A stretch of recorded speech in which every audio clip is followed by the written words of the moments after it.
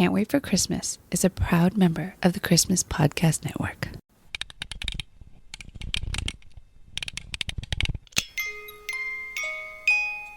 Hey buddy, what you doing? Is it Christmas yet? No, sorry, not yet. I can't wait for Christmas. Yeah, I can't wait for Christmas either. In fact, let's celebrate now.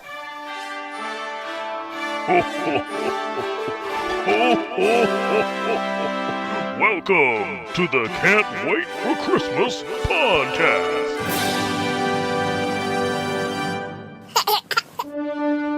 It's April 25th, 2024, and that means there's 8 months left until Christmas. Today on the show, we'll be talking about... Wait, what does this say? This can't be right. It says I'm going to talk about Christmas shoes? I am? No! Why? Anyway, we'll also tell you how to get some tropical Christmas magic anytime, and Robert from the Behind the Bells podcast drops by to give us his favorite depictions of the North Pole. Okay, let's start the show.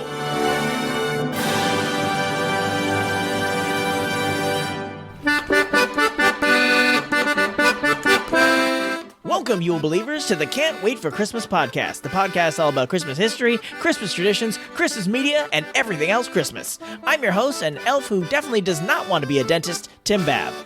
So, despite the fact that we only have 3 segments today, we have got a full show. So let's jump right in with our first segment, We Need a Little Christmas, now. We need a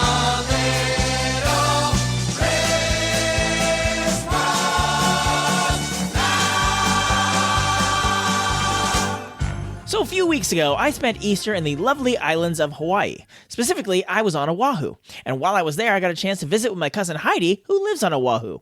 She took me and my wife on a walking tour of Waikiki Beach. That's when I discovered a little place called the Waikiki Christmas Store.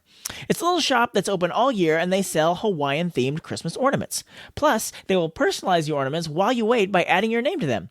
So the next time you're in Waikiki, be sure to stop by. Wait, your Christmas Now tip is to fly all the way to Hawaii to see a Christmas store?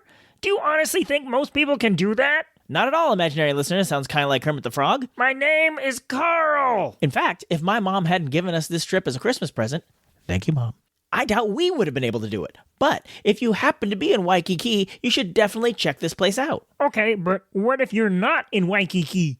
Well, they have a website, Santa's Pen, where you can order their stuff online or even just browse. I have to say, I wasn't even planning on buying anything when we stopped in the store, but then I saw that they used to have another store on the island of Maui, but it was destroyed in the fires last year. So the Waikiki store has several Maui-themed ornaments, and more than half of the proceeds of those sales go to the staff at that former store. So, long story short, I now have a cute sea turtle wearing a Santa hat and a pineapple on a shell, and it's hanging in my office Christmas tree. I'll put a link in the show notes to their website so you can get a little Hawaiian paradise and Christmas at the same time. And now it's time for our countdown feature, 5 Golden Things. 5 Golden Things. All year, I'm turning my countdown feature over to the other talented and merry hosts of the Christmas Podcast Network. Last time, we had Glenn from the Seasons Eatings podcast on, and if you haven't heard our March episode, I highly suggest you check it out. I think you'll find it delicious. But don't go anywhere yet, because this month, we are lucky enough to have Robert from the Behind the Bells podcast, and he really went above and beyond and produced this whole segment with music and everything. So without further ado, take it away, Robert. Merry Monday, everybody. I'm Robert Nicholas of the Behind the Bells podcast, the show in which I go behind the scenes into how those classic Christmas movies and TV specials were made. Home Alone, Elf, Rudolph the Red-Nosed Reindeer, The Ref, Ernest Saves Christmas, Holiday Inn. These are just a few of the movies I've covered. I also do Almost Christmas episodes in which I take a regular movie that has a moment or two of the holidays, just to see how close it is to becoming a Christmas film. I've even done a couple of top 10 lists. But today, I'm doing a top 5 list. So what are we looking at? Something that happens to be a big part in how we see Christmas. We all have our favorite Santas and favorite elves, and maybe even our favorite toys. But what about the main command itself, the North Pole, the place at the top of the world in which Santa calls home?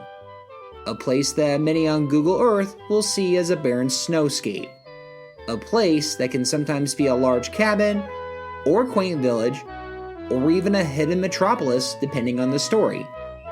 We've all had our own ideas on what Santa's village could look like, but today, I wanted to explore some of the best portrayals of the North Pole.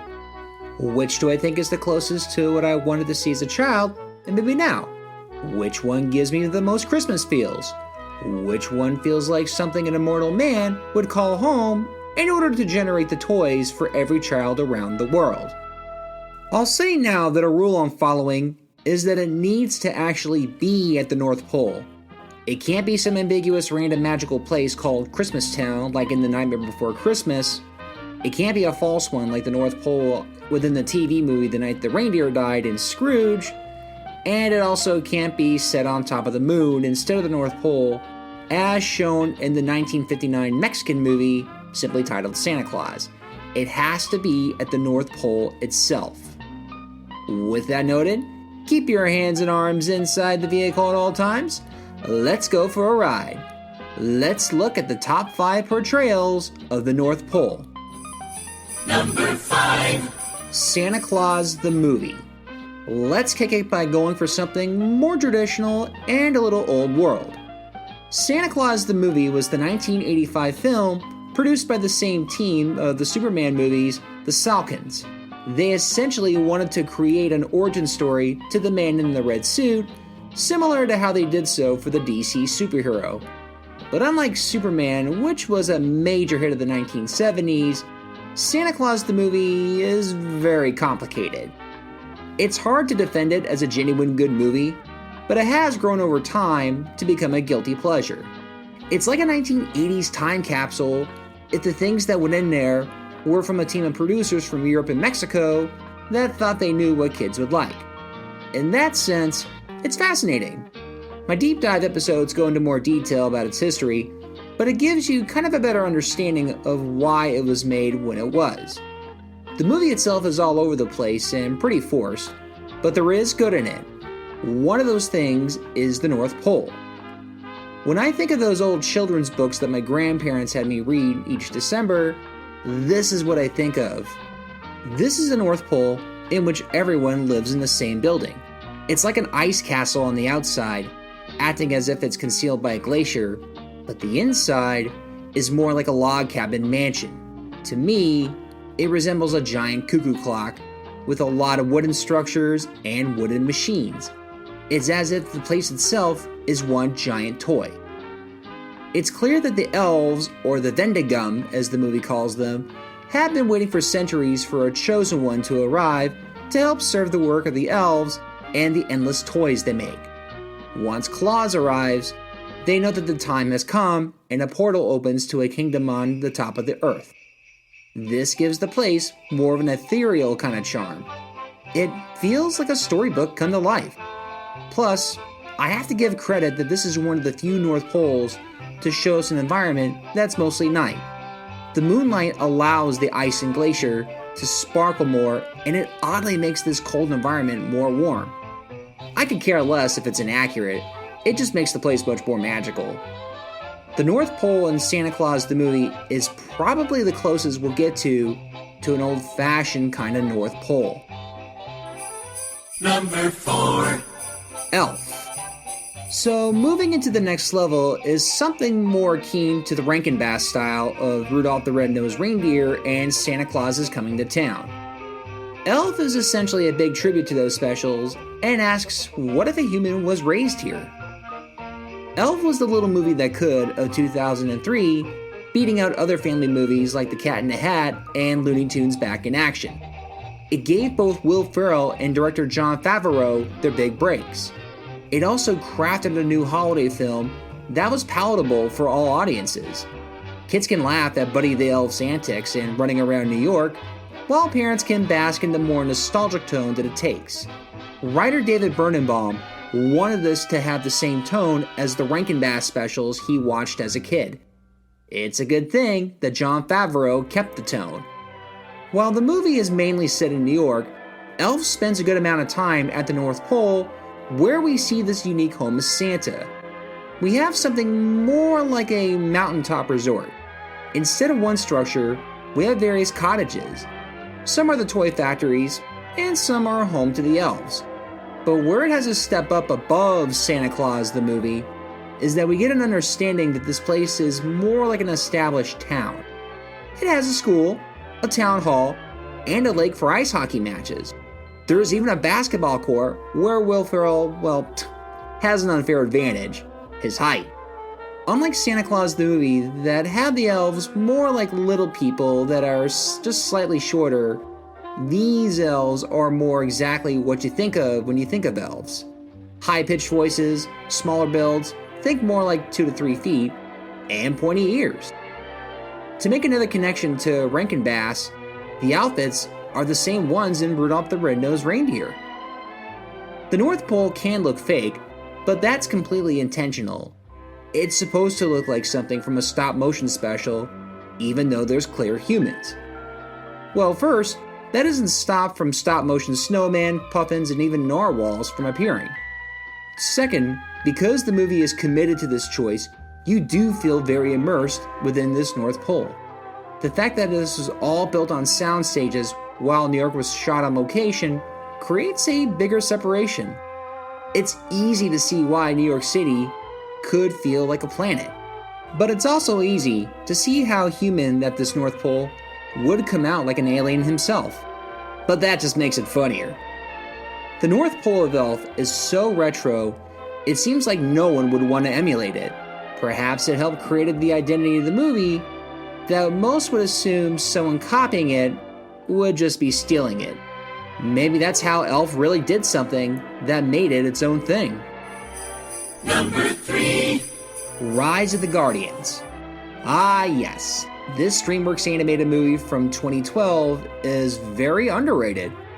It may have not kicked off a franchise like the company had hoped for, but the story of Jack Frost joining the other holiday icons, protecting the dreams of children, still makes for a good Easter movie. Maybe I should have thought about putting this in my top 10 Christmas movies for the summer. Well, never mind about that. So going from a town and elf back to one structure you think would be a step down. It's putting everyone into this half mountain, half fortress. This Russian Santa works with these elves that look more like goblins and yetis to build toys. It seems standard until you get a real look at his fortress. This is a North Pole that not only looks humongous, but it looks like something out of a fantasy novel like Lord of the Rings. It has a sense that it was built within the mountain, and everything had to be worked around. Santa's office that has ice sculptures, to the woodworking stations that are placed within the walls of the mountain, to the main command post. It's not a modern computer, but rather a mechanism just made of wood that charts the dreams and fantasies of children. This gives our heroes more of a superhero appearance, but one that's actually been working for thousands of years. It's also a tad darker, which can give this North Pole more of an intimidating and, even scary look. It's almost like the North Pole that Santa Claus the movie could have been made into had the movie been produced a couple of decades later. But the point of the Rise of the Guardians was to show that holiday icons can be renegades. They don't have to be cookie-cutter images or look cute.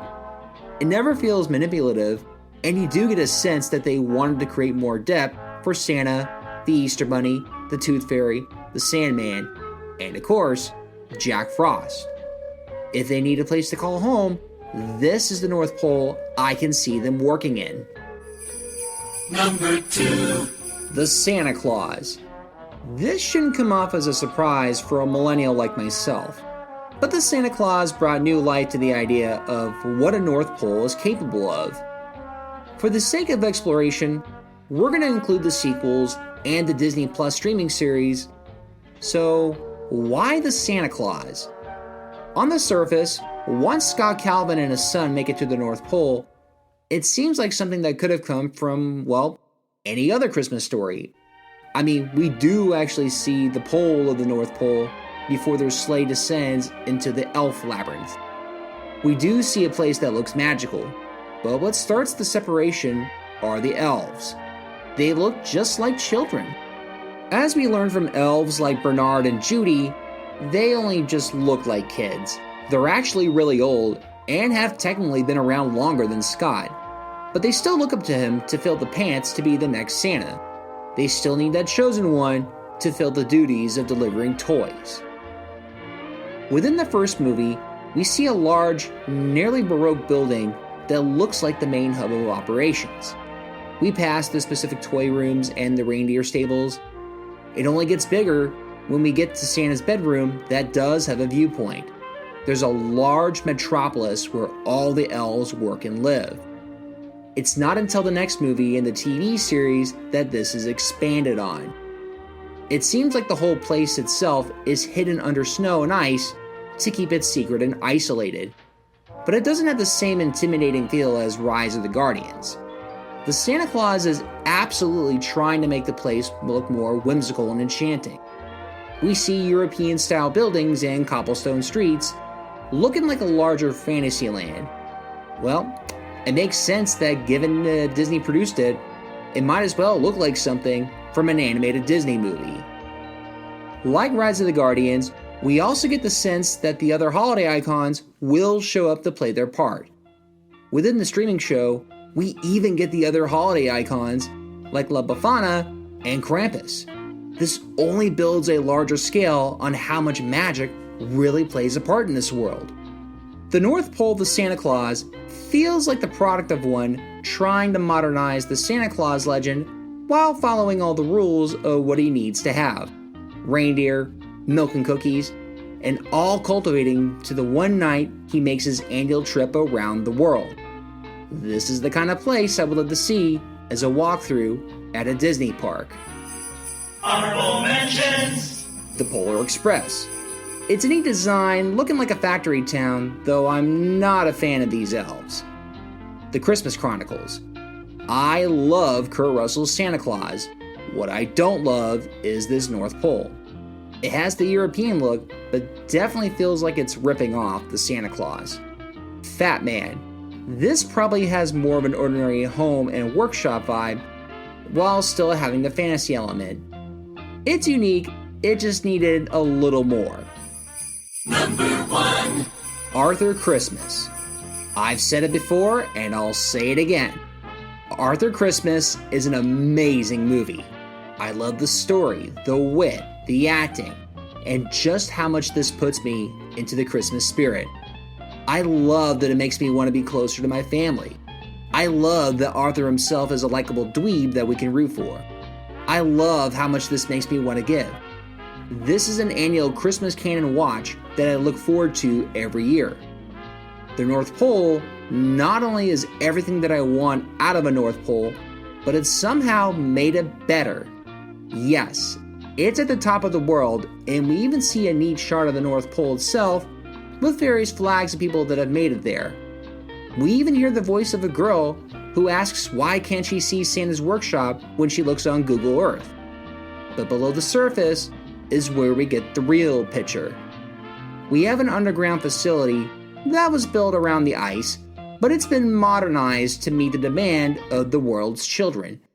We see that it's large enough for its factories, its living quarters, and even a garage for a Starship Enterprise like sleigh. Yep, this is a Santa that delivers from a spaceship. Well, sort of.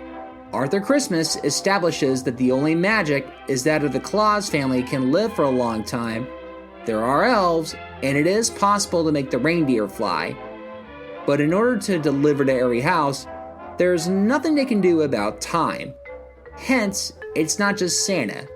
It's his army of elves that'll go in tactical style to ensure that no child's been missed. So home is going to have to be equipped to prepare for that. This North Pole feels like what would happen if Apple was given the responsibility. I mean, how else are the elves supposed to monitor the night's events from a command center that looks like NASA? Everyone has a computer, even an additional smartphone called a handheld operating homing organizer, a ho-ho. But this isn't just a technological haven. No, it's also everyone's home depending on how they want things. Unlike the command center, which is slick and clean, Arthur's office is cluttered and full of Christmas decorations, reflecting his absent-minded nature that has good intention. He's responsible for answering Santa's letters and does everything to give a magical answer about his father. If anything, I would love to see a prequel of some sort. I would love to see how this North Pole looked before its clear expansions. The best we get are the stables of the reindeer, which look more like the wood cabins of the older Santa Claus stories that they showcased. Maybe at one point, this North Pole did look like the one from Santa Claus the movie. Arthur Christmas takes the winner as the best portrayal as the North Pole because it took the most chances and gave me something different while never forgetting its roots. Thank you again, Tim, for giving me this chance to read off a top 5. I'm Robert Nicholas of the Behind the Bells podcast, and you can find my show on Apple Podcasts, Spotify, and YouTube. Merry Monday to all, and to all, a good day. Thank you, Robert. That was quite a list. If you'd like to hear more of Robert on his podcast, Behind the Bells, I've put a link to it in the show notes of this episode. Now, switching gears, let me tell you the secret about hosting a Christmas podcast. I get to have fun talking about the stuff I love. Maybe not everybody wants to talk about Christmas in the middle of the spring, but here in my Christmas cave, I can flip on this mic and just ramble on and on about the holiday that brings me so much joy. But, full disclosure, that's not the only thing that brings me joy. Yes, I love celebrating the things I love, but sometimes I also enjoy ridiculing the things I dislike. And there are few things I dislike more than... Hold on. What is it? You know, a lot of other people listen to this podcast, right? Well, that's uncharacteristically generous of you to say a lot. Not everyone dislikes the same things. What if you alienate the listeners who like the thing you dislike? I mean, it's all going to be in good fun, like a roast. But shouldn't you at least try to see things from the perspective of the people who like it? Actually do your research on it like you would for any other episode? I mean, sure, I can do that. Let me just gather some research real quick.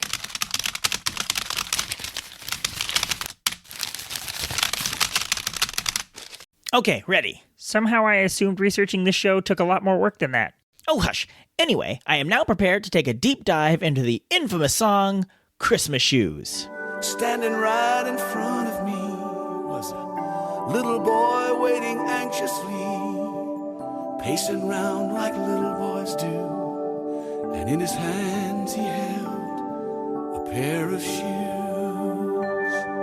Oh, wait, this is about Christmas shoes? I take it back. Nobody likes that song. You are wrong, sir. This song was a huge hit. It was a certified gold record by the RIAA. It was nominated for a Grammy Award for Best Pop Contemporary Gospel Album, and it got all the way to number 1 on Billboard's Adult Contemporary charts, 31 on their Hot Country songs, and 42 on their Hot 100 charts. Oh, so everyone but you and me loves this song. Nope, this is a famously hated song. It has been voted the worst Christmas song by multiple places, including NBC's The Today Show. It also spawned a legendary comedy routine where Patton Oswalt makes fun of it. So it's somehow a beloved and reviled Christmas song at the same time? Yep, it's Schrodinger's Christmas song.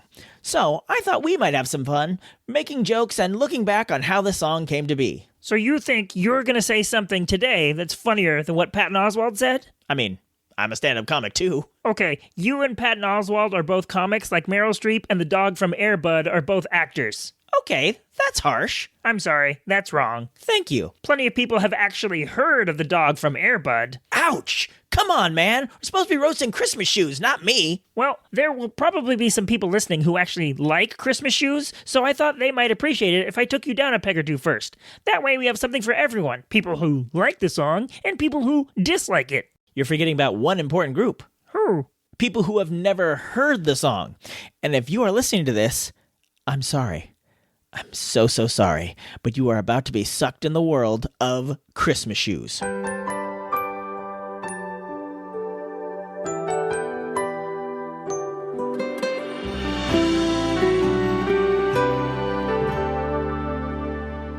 First off, the band who sings the song is called NewSong. That's the name of the band, NewSong, which is a dumb name for a band. It's like having a football team called The Game. Actually, Patton's bit already covered this ground. The song is called Christmas Shoes, and it's by a Christian group called NewSong, which I don't know why. Why would you name your group NewSong? You're just going to be living in an Abbott and Costello routine for the rest of your life. Yeah, we got a new song. By who? Exactly. What? Yes, well, we're bound to overlap somewhat, but let's get back to the song. It's sung from the point of view of a guy waiting in line to buy presents at a store. He's not feeling the Christmas vibes, but there's a kid in front of him in line. He looks a little disheveled, and he brings a pair of shoes up to the counter. I'll let NewSong sing you the chorus. Sir, I wanna buy these shoes for my mama, please. It's Christmas Eve and these shoes are just her size. Could you hurry, sir? Daddy says there's not much time. You see, she's been sick for quite a while, and I know these shoes will make her smile, and I want her to look beautiful if Mama meets Jesus tonight. And this is where the divide happens, my friend. Either you're on board with this touching story right now, or you've 100% noped out like me. Why would I want to hear a song about some kid with a dying mother at Christmas? Mariah Carey was just singing about how all she wants for Christmas is me a few minutes ago. Now you got me all up in my feels like I'm watching the first 10 minutes of Up? In fairness, people might relate to losing someone during the holidays. It happens sometimes, even at Christmas. Yeah, people also undercook the turkey and have to spend hours in the bathroom at Christmas. I don't need to hear a carol about it. And we're only one verse and one chorus in. The madness continues when the kid plops his money on the counter, and it's all pennies. This song came out in 2000. I don't know what the average shoe price was in the year 2000, but I know in 2004 it was $39.32, which was up 1.1% from the previous year. How could you possibly know that? I don't know how I know that, and frankly, I don't want to know. But assuming the rate of inflation was roughly the same all the way back to the year 2000, the shoes that kid is buying probably cost around $35. You're telling me that kid came to the store that day with 3,500 pennies? That would weigh close to 20 pounds. Well, wait, actually it wouldn't, because after the cashier counts up the coins, he tells the kid he doesn't have enough. And you gotta love the cashier who is ready to deny a kid with a dying mom on Christmas. Patton already covered this too. Yeah, you're 6 cents short. How about that? That's not our policy here at Fashion Bug. I don't know what to tell you. That 6 cents comes right out of my paycheck. I can't help you. Yes, you don't need to point it out every time our commentaries overlap. Anyway, don't worry about Ebenezer the cashier. The guy in line decides to pay for the shoes for that kid. Yay! Christmas is saved. The kid thanks the guy and leaves. And then we get the part that most sticks in my craw. And I knew that caught a glimpse of heaven's love as he thanked me and ran out.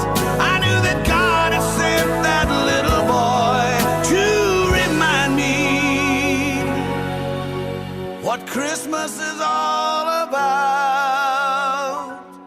Are you telling me that God gave that kid's mom a terminal illness just to remind this dude about the true meaning of Christmas? Seems to me it'd be way easier to just have a random TV pop on that's playing the Charlie Brown Christmas special right as Linus is giving his big speech. Patton covered this too. Let's review. There's a guy in line. He's a little cranky on Christmas. God looks down and sees this. Somebody in a bad mood on my son's birthday? Give that kid's mom cancer. Make sure he's in front of him in line. Make him 7 cents short for the shoes. This guy will buy them, and then he'll be in a good mood. Yes, I know. Emmy Award-winning comedian and actor Patton Oswalt has already made fun of Christmas shoes quite brilliantly. In fact, I'll put a link to his bit in the show notes. But beware, don't click on it with kids nearby. It is definitely not safe for work. There, okay? You can stop bringing up the superior comedian now. But I only mentioned it this time because I disagree with both of your interpretations of this part of the song. Really? How so? The implication is not that God made the kid's mom sick to cheer this guy up. The mom was already sick. But the boy and the man ended up at this store at the exact same time. The kid was going to have this interaction with the cashier anyway. And God just made sure that the man was there to see it and remember what Christmas was all about. All right, I can give you that. But while we're disagreeing, I disagree with that buying shoes for dying relatives is what Christmas is all about. Peace? Yes. Goodwill? Sure. The birth of Jesus? Absolutely. But this whole shoes for dying people thing? # not my Christmas.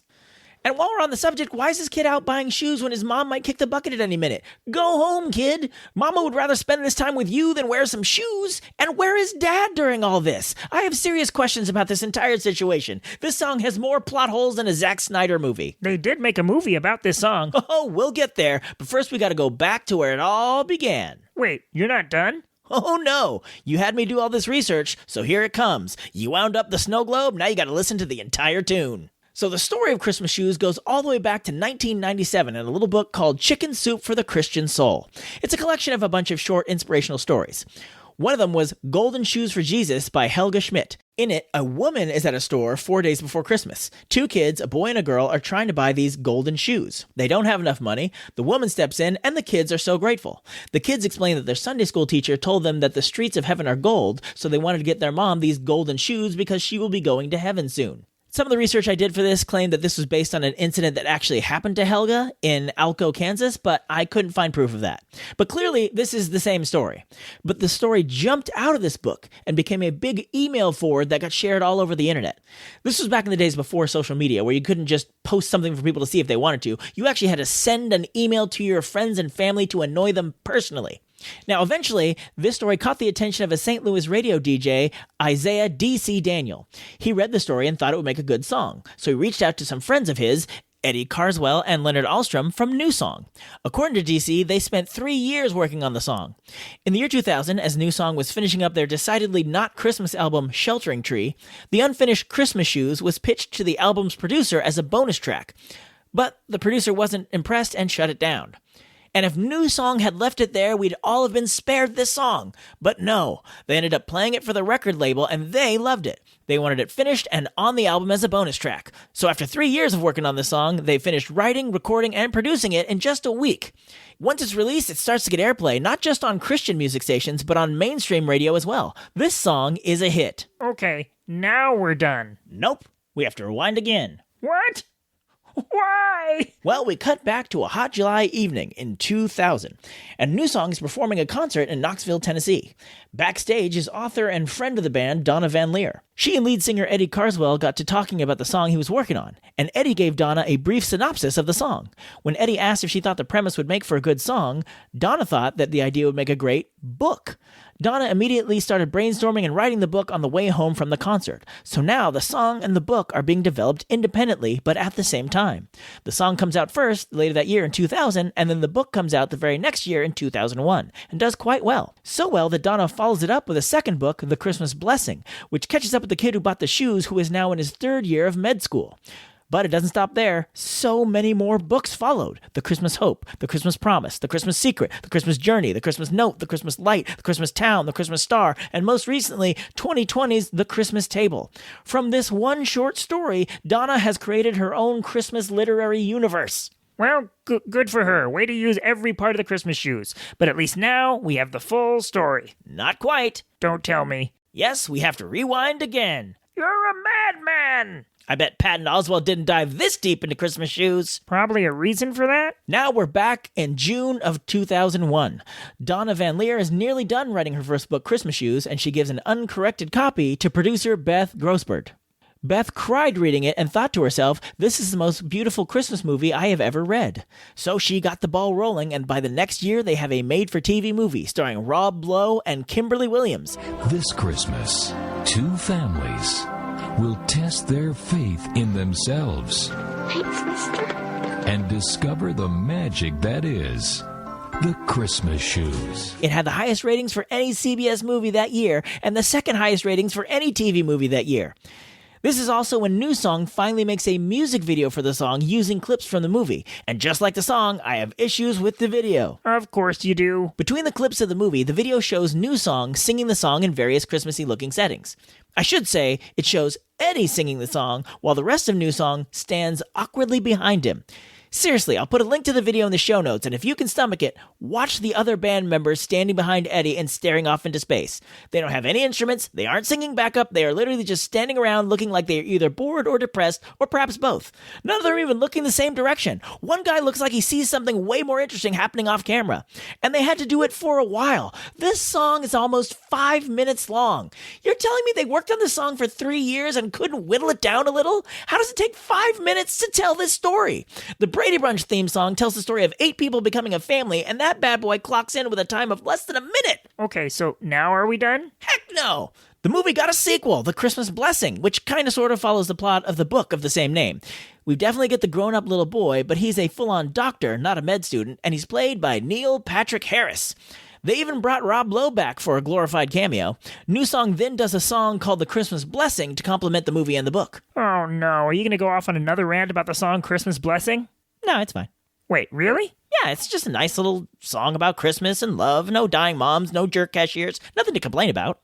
But back to the movies. In 2009, they made a third movie, The Christmas Hope, to make it a trilogy. Unfortunately, it seems they didn't have Rob Lowe or Neil Patrick Harris money for the final film in the trilogy, so this time, the grown-up little kid is played by Sharknado's Ian Ziering. And there it is, the short story that became an email meme, that became a hit song, that became a hit book, that became a hit movie. Finally! We made it to the end! Yes, and I want to end by saying that we had a lot of fun poking fun at this song, but I know there are people out there who derive some genuine meaning and even catharsis through this song, and despite my personal distaste for the song, I think that's great. If it means something to you, I think that's wonderful, and I hope this goofy diatribe hasn't soured you on the song at all. In fact, I hope right after you finish this episode, you go listen to it at full blast and let yourself feel all the feels. And while you do that, I'm going to clear all the cookies from all my browsers, lest the algorithms out there think I want more Christmas Shoes content based on my searches of late. Because despite my cynical crust, this song makes me tear up every time I hear it. And I don't need that. Wait, no, don't play it again. No, not the kids' choir at the end. I want her to look beautiful if Mama meets Jesus tonight.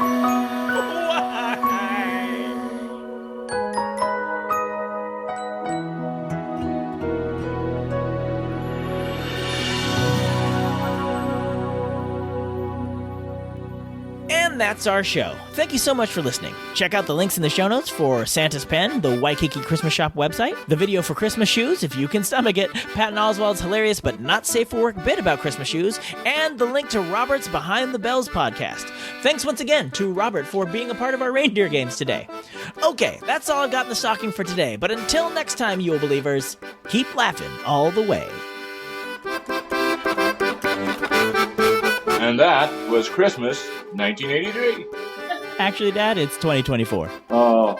Thank you for listening to another episode of the Can't Wait for Christmas podcast.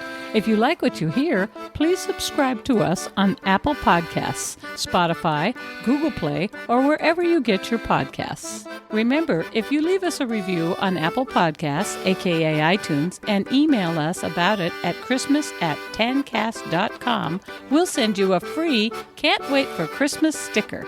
If you'd like to see the show notes or leave a comment on this or any other episodes, you can go to our official website, can'twaitforchristmaspod.com. While you're there, you'll find a link to our official Zazzle store, where you can grab customizable t-shirts, ornaments, stickers, and all sorts of other Christmas-themed items all year long.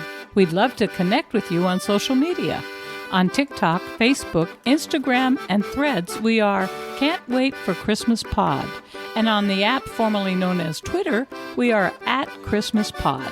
We Wish You a Merry Christmas was performed by the United States Marine Corps Band, and this amazing version of Jingle Bells on the accordion was performed by the wonderful and talented Christian Nowicki.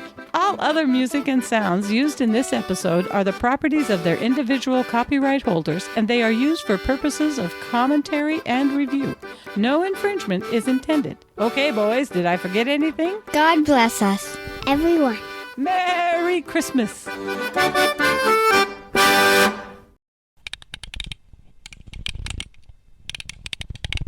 But shouldn't you at least try and see things from the perspective of people who actually like it? Actually do your Oh, I added an extra actually. You don't need an extra actually. That you just need the one actually. Otherwise, there's too much actually, and then you've actuated. No one wants that. Well, there will probably be some. The imaginary listener's getting too many lines this week, and he's going to sound less and less like Kermit the Frog the more he talks. Well, there will. That is a hard one. Either you're on board with this touching story, or you've 100% noped out, like me. You read a whole sentence so you know where to put the emphasis. But I only mention it this time because I disagree with both of your But I only mentioned it this time because I disagree with both of your interpretations of what this song. Oh my gosh. This isn't even the imaginary listener's long speech. This is his short speech. There's a long one right after this, and I can't get through it.